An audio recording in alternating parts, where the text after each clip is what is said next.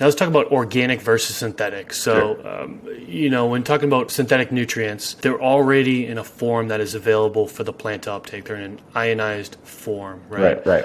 With organic, a lot of these amendments, they need to be broken down by microbes first, and then put into a form that the plant can uptake. You can easily overfeed using synthetic nutrients because the plant is just going to continue to uptake. A lot of people call this force feeding. That's what they refer to it as.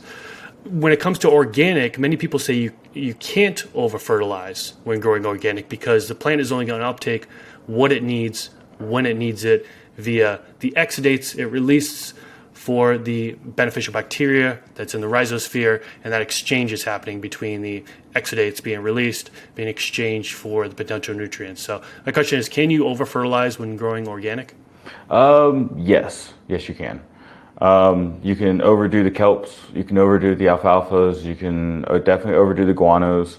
You just understand these materials still have nitrates and phosphates in them. Blood meal has lots of nitrates. Guano has lots of phosphates and nitrates usually. So if you put too much down, and I've done this before on my outdoor properties, you can nuke a crop real easy. So some of it takes time to break down. Some of it's pretty available immediately. The biggest difference between the synthetic is you create osmotic pressure at the root zone. So you put so many materials, so many ions in the root zone that it creates a high pressure gradient outside the roots, which forces it into the plant.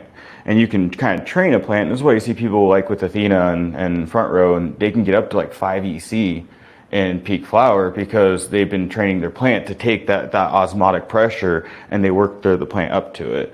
Whereas like the organic shit, exactly like we just said, the exudates, the mycorrhizae, the beneficial bacteria, the network will slowly break down and make compounds in a form that the plant can just take up passively.